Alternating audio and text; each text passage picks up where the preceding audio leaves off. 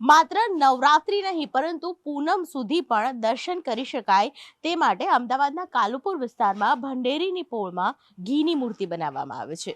આપ મારી પાછળ જુઓ તો આબેહૂબ જાણે કે મહાકાળી માતાજી બિરાજમાન હોય તે પ્રકારે એક મૂર્તિ બનાવાઈ છે અને આ મૂર્તિ આપને જાણીને નવાઈ લાગશે કે તે ઘીમાંથી બનાવવામાં આવી છે. ઘીમાંથી બનાવેલી મૂર્તિ વિશે વાત કરીશું. અહીંના જે આયોજક છે તેમની સાથે દિલીપભાઈ શાહ. દિલીપભાઈ, આ ઘીમાંથી મૂર્તિ બનાવી કેટલા દિવસ થયા અને તેને કેવી રીતે આકાર આપવામાં આવ્યો છે? આ ઘીની મૂર્તિ બનાવવા માટે 15 દિવસ પહેલેથી તૈયારી કરવામાં આવે છે. આખું સ્ટેજ થર્મોકોલનું પેક બનાવાય છે જ્યાં અંદર એર ના જાય. અને આ ઘીની મૂર્તિમાં આશરે 150 કિલોથી 160 કિલો જેટલું ઘી વપરાય છે. એ ઘીની મૂર્તિની સાચવણી માટે પર ડે 600 કિલો બરફ વપરાય છે.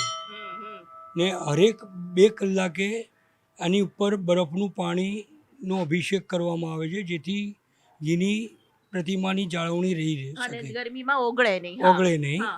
અને આ મૂર્તિ બનાવવા માટે આણંદની પાસે મોગરી ગામ છે, ત્યાંથી ગોપાલભાઈ મનરભાઈ કરીને ભાઈ આવે છે કારીગર. આ મૂર્તિ બનાવવામાં એમને 48 કલાક લાગે છે.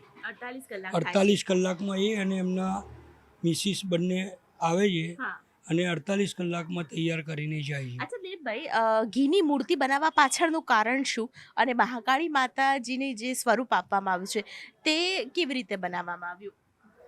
ઘીની મૂર્તિ એટલે દરેક પ્રકારે કોઈ સિમેન્ટની બનાવે, કોઈ પીઓપીની બનાવે છે. તો અમારે આ 31મું વર્ષ છે. 31મા વર્ષે મહાકાળી માતાની મૂર્તિ બનાવી છે. અહીંયા અમે વારઈ માતા, બહુચર માતા, ઉમિયા માતા, ખોડિયાર માતા, ગાયત્રી માતા દરેક માતાજીના સ્વરૂપમાં મૂર્તિઓ બનાવી છે. આ 31મું વર્ષ છે જેથી કે ઘીની બી મૂર્તિ બની શકે છે અને લોકો દર્શન કરી શકે એ માટે અમે ઘીની મૂર્તિ બનાવીએ છીએ. ઘીની મૂર્તિ બનાવવા પાછળ આટલી બધી આપ જોઈ રહ્યા છો કે બરફની પાટ પણ અહીં મૂકવામાં આવી છે.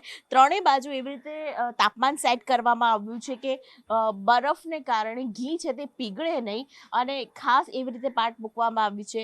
સાથે ઠંડુ પાણી છે તે પણ તેમનો અભિષેક કરવામાં આવે જેથી કરીને ઘી છે તે પીગળી ન જાય. 31 વર્ષ પહેલાં જ્યારે શરૂઆત કરી હતી કે ઘીની મૂર્તિ બનાવી છે તો ત્યારે શું કેવી રીતે આ શરૂઆત થઈ તે વિશે પણ થોડું જણાવશો? એ 31 વર્ષ પહેલાં અમારે બહાર કાલુપુર હનુમાન મંદિર આવેલ છે. તો ત્યાં ગાડી એ ગણપતિની ઘીની મૂર્તિ નાની બનાવતા હતા. ત્યારે પ્રવીણભાઈ કરીને હતા ગોસ્વામી, એમણે કીધું કે આપણે માતાજીની ઘીની મૂર્તિ બનાવીએ. તો એ મનરભાઈને કીધું તો મનરભાઈએ લગભગ 20 વર્ષ સુધી એમણે બનાવી. પછી અત્યારે એમની ઉંમરના હિસાબે અત્યારે એમનો બાબો અને એમની વહુ બંને આવે છે બનાવવા માટે મૂર્તિ. અને આજે પણ પરંપરાગત રીતે આ મૂર્તિ બનાવવામાં આવે છે. આપ જોઈ રહ્યા છો મહાકાળી માતાજીની જે મૂર્તિ છે તે મૂર્તિ બનાવાઈ છે અને આ મૂર્તિ છે ખાસ કરીને આણંદના જે કારીગર છે તેઓ બનાવે છે. તેઓ મૂર્તિકાર તેઓ અહીં આવે છે અને 31 વર્ષ સુધી આ પ્રકારની જે પરંપરા છે ઘીની મૂર્તિ બનાવવાની પરંપરા આજે પણ યથાવત છે. કેમેરામેન પ્રકાશ દેસાઈ સાથે દીપિકા કુમાર, ન્યૂઝ 18 ગુજરાતી, અમદાવાદ.